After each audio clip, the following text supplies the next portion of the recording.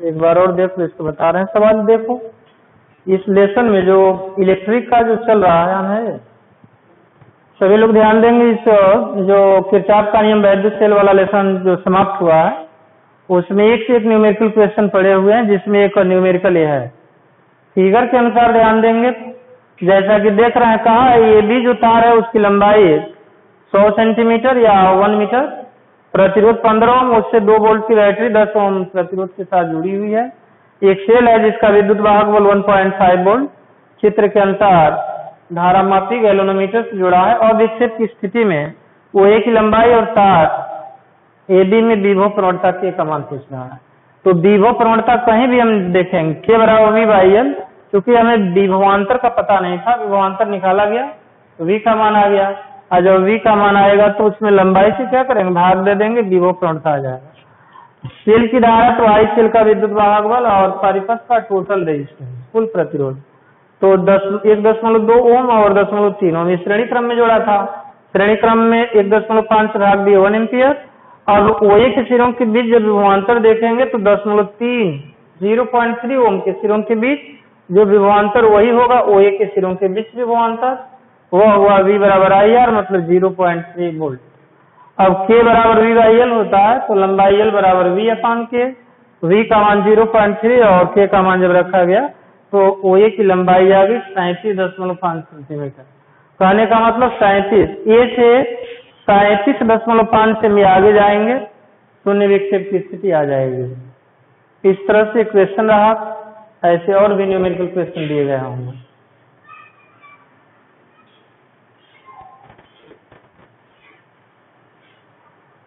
अब इसके बाद देखेंगे क्वेश्चन और है कि अगला हेडिंग देखा जाए तो ध्यान देंगे।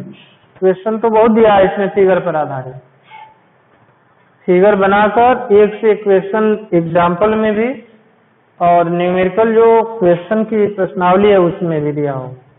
अधिकांश क्वेश्चन फिगर पर है। अगले लेसन की देखेंगे हेडिंग अगली क्या है। अगला लेसन चल रहा था गतिमान आवेश और चुंबकीय क्षेत्र।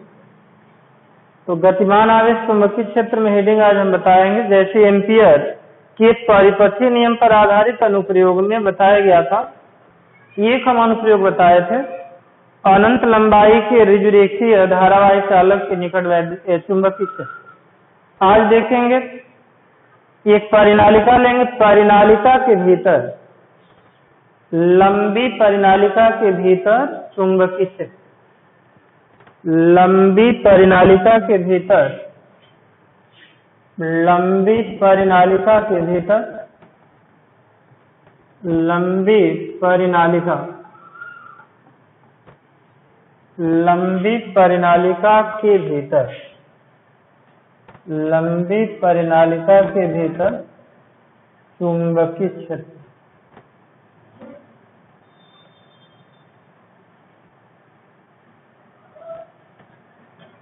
लंबी परिनालिका के भीतर चुंबकीय क्षेत्र, ध्यान देना, magnetic field, magnetic field inside,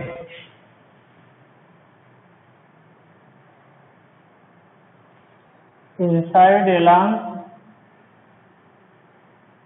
solenoid,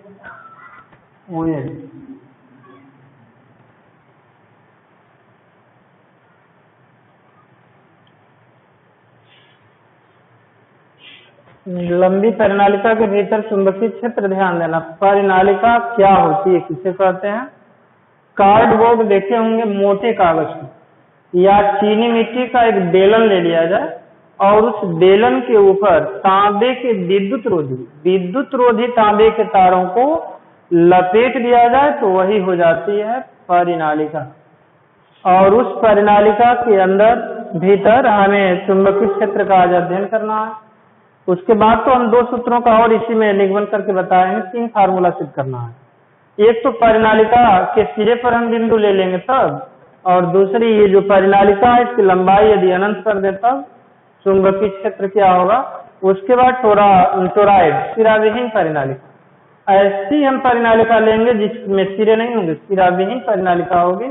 उसके भीतर चुंबकीय क्षेत्र देखेंगे, अंदर भी और बाहर भी चुंबकीय क्षेत्र का हम परिकलन करेंगे। उसके बाद तब हम एक समान चुंबकीय क्षेत्र में एक आवेश को गतिमान कराएंगे। एक समान चुंबकीय क्षेत्र में जब Q कूलाम आवेश को V वेग से क्षेत्र की दिशा के लंबवत गतिमान कराएंगे तो उस पर एक बल लगेगा जिसे हम लॉरेंज बल कहेंगे। लॉरेंज बल के लिए सूत्र बताएंगे। उसके बाद आवेशित कण का गमन पथ दिखाएंगे समान चुंबकीय क्षेत्र में।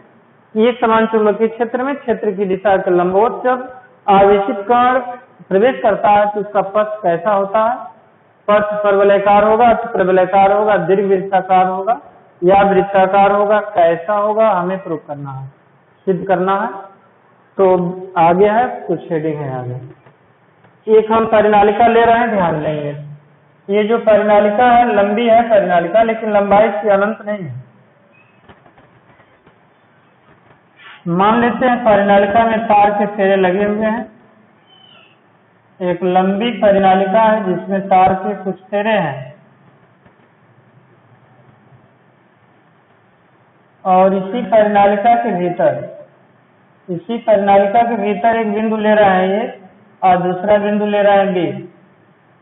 इसकी लंबाई जो होगी, लंबाई को हम x मान लेंगे क्योंकि x के अनुदिश है, या लंबाई हम L भी मान सकते हैं। अब ध्यान दो, ये जो धारावाही परिनालिका है तो AB से एक हम आयत बनाएंगे।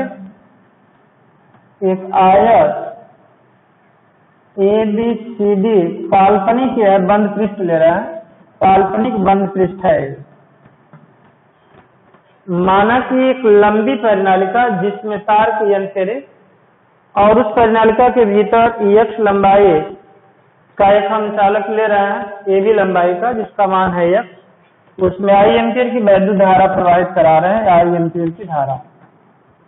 तो देखो तुम लोगों को हम बता रहे थे अभी एम्पियर के परिपथीय नियम कल बता रहे थे, किसी बंद परिपथ की सीमा के अनुदिश उत्पन्न चुंबकीय क्षेत्र का रेखीय समाकल उस पथ द्वारा गिरी नेट धारा I का नाट में गुना होता है एम्पियर के परिपथीय नियम से। ध्यान देंगे एम्पियर के परिपथीय नियम से, एम्पियर के परिपथीय नियम से, एम्पियर के परिपथीय नियम, एम्पियर के परिपथीय नियम, एम्पियर के परिपथीय नियम से, एम्पियर के परिपथीय नियम से closed integral vector B dot vector delta L equals to naught mu I, समीकरण नंबर ये हुआ 1। किसी बंद परिपथ की सीमा के अनुदिश उत्पन्न चुंबकीय क्षेत्र का रेखीय समाकल उस पथ द्वारा गिरी नेट धारा I का नॉट म्यू गुना होता। इसमें क्या करना है, देखो बंद जो परिपथ है AB, BC, CD और DA, यही बंद परिपथ है। तो बंद परिपथ के जो सभी भाग हैं, सभी भागों में चुंबकीय क्षेत्र होगा, उसका रेखीय समाकल लेंगे तो उस पथ में बहने वाली धारा का क्या होगा, नॉट म्यू गुना होगा। तो बंद परिपथ मतलब आयत, आयत ABCD में closed integral vector B dot vector delta L equals to, ध्यान देंगे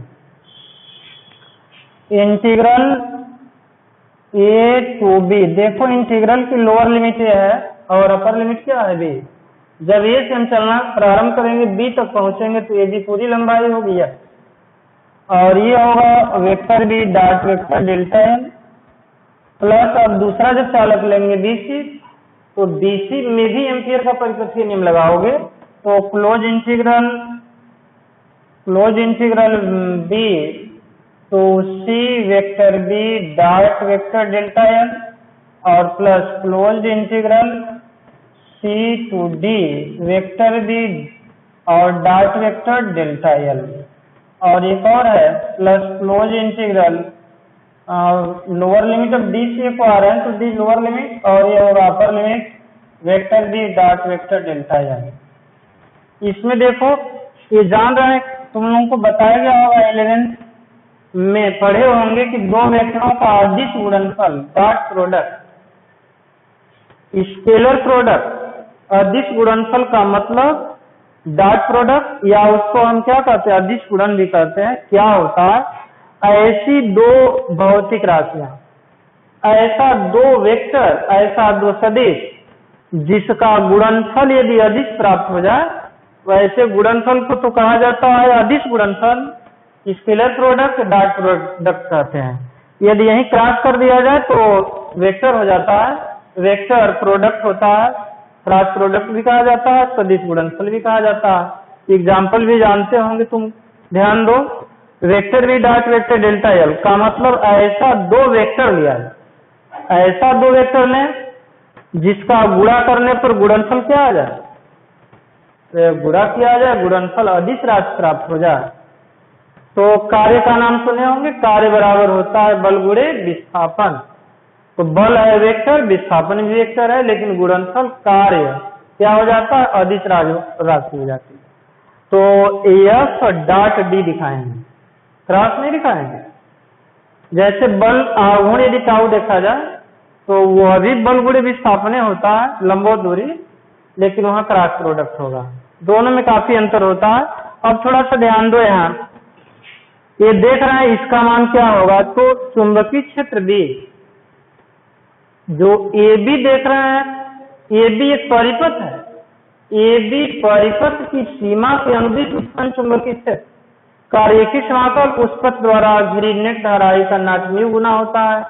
तो ये बताओ, ये चूंकि उसी दिशा में है, वेक्टर बी जिस दिशा में है उसी दिशा में लंबाई भी है, तो थीटा 0 होगा, cos 0 1 हो जाएगा।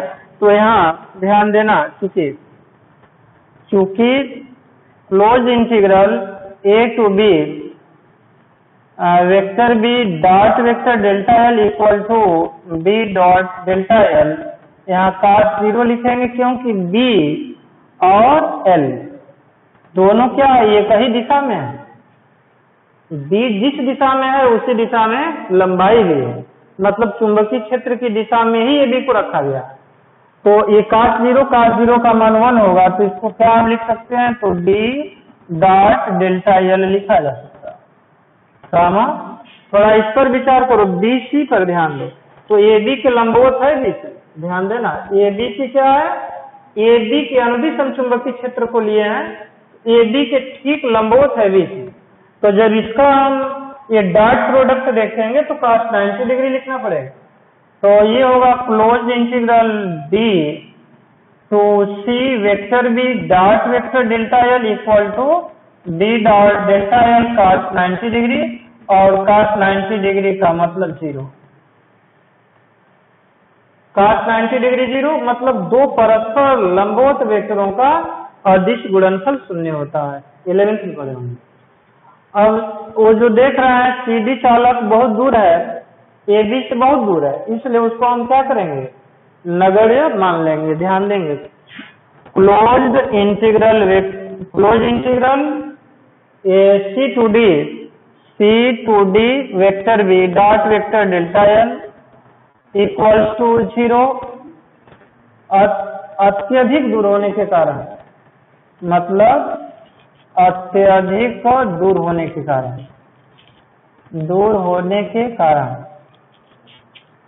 तथा ध्यान दो,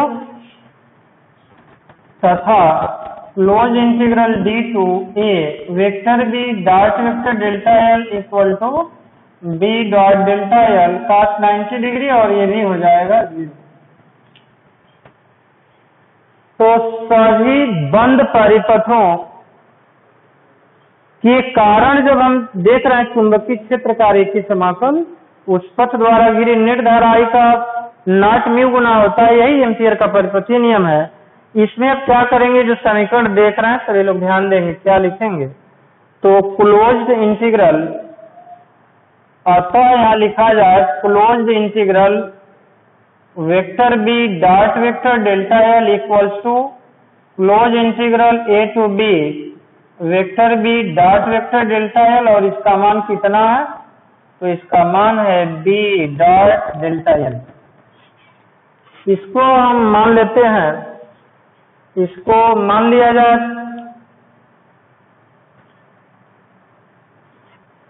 तो ध्यान देना, इसको मानेंगे लेकिन यहाँ क्लोज इंटीग्रल है तो यहाँ इंटीग्रल लगाना पड़ेगा, क्लोज इंटीग्रल b को हम बाहर कर रहे हैं और ये होगा close integral vector b dot vector delta L equal to b और इंटू ये क्लोज इंटीग्रल जो डेल्टा एल है वह लंबाई होगी क्या माना गया है लंबाई ए बी की x, लंबाई x माने हैं यहाँ ये b, ये टू b लिखेंगे, अपर लिमिट है लोअर लिमिट a और अपर लिमिट क्या है b, तो अब क्लोज इंटीग्रल का यल होगा ये। तो इस तरह से देखो यहाँ a टू b और यहाँ b इंटू क्लोज इंटीग्रल जो देख रहे हैं इसके dl का यल तो होगा, dl का इंटीग्रल l होगा जिसकी लोअर लिमिट होगी a टू अपर लिमिट होगी b, या close integral vector b dot vector delta L equal to देखो l के जगह पर b में से a को घटाएंगे तो कहीं से दूरी हम लिए हैं b में से a को घटाएंगे x का मान आ जाएगा, नहीं आ जाएगा। जैसे मान लो हम यहाँ परिनालिका के सिरे से दूरी ले रहे हैं तो b में से a वाली दूरी घटा देने से x मालूम हो जाएगा। कहने का मतलब ध्यान देना ये होगा b इंटू एक्स। समीकरण नंबर अब मान लेंगे ये 2। और इसमें close integral vector b dot vector delta L का मान तो हम निकाल लिए, हो गया b इंटू एक्स। अब थोड़ा सा ध्यान देंगे, यदि माना जाए तार की यदि परिनालिका की एकांक लंबाई में फेरों की संख्या स्मॉल n, यदि परिनालिका की एकांक लंबाई, यदि परिनालिका की एकांक लंबाई में फेरों की संख्या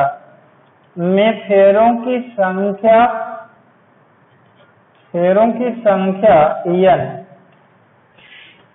हो तो l लंबाई में फेरों की संख्या कितनी होगी?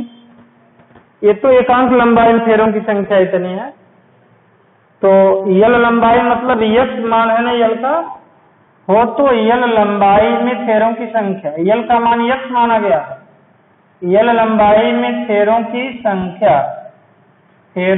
कुल संख्या होगी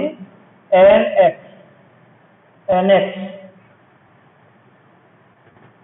यदि एक फेरे में धारा यदि हम मानते हैं I0 चाहे I0, यदि तार के एक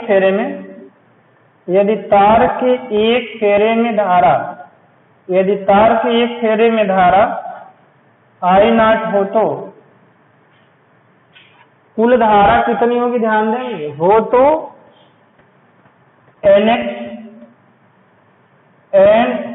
फेरों में कुल धारा कितनी होगी, फेरों की कुल धारा I। तो देखो एक फेरे में I0 धारा है तो nx फेरों में तो ज्यादा धारा होगी और ज्यादा के लिए क्या करेंगे, गुणा कर देंगे, तो I इक्वल टू होगा nx I0। यह हुआ समीकरण नंबर 3 होगा। अब इसमें ध्यान देना है समीकरण नंबर 3 से I का मान और समीकरण नंबर 2 से किसका मान, तो close integral vector b dot vector delta L का मान रखेंगे। ध्यान दो, इसमें थोड़ा ध्यान देना। समीकरण नंबर 2 समीकरण नंबर 2 व 3 से close integral vector b dot vector delta L बराबर कितना, df, तथा I equal to nx I0 समीकरण नंबर 1 में रखने पर, तो देख रहे हैं समीकरण नंबर 1 दिखाई दे रहा है। समीकरण नंबर 1 में ध्यान देंगे, जहां I लिखा है वहां हम nx I0 लिखेंगे और जहां close integral vector B dot vector delta L जो लिखा है, इसके जगह पर हम बी एक्स लिखेंगे। चुंबकीय क्षेत्र का बी का हमें पता करना है। रखने पर क्या होगा, तो देखो यहाँ close integral vector B dot vector delta L देख रहे हैं, वहां मान क्या रखा जाएगा, डी एक्स रख दे रहे हैं। रखने पर डी एक्स इक्वल्स टू, अब वहां नॉट म्यू आई है तो नॉट म्यू तो रहेगा, नॉट म्यू आई की जगह पर एन एक्स आई नॉट, तो एक्स से एक्स तो कैंसिल हो जाएगा, कट जाएगा। तो b बराबर क्या हुआ, तो b बराबर naught mu N I naught newton प्रति एम्पियर न्यूटन। इसको आप करो तो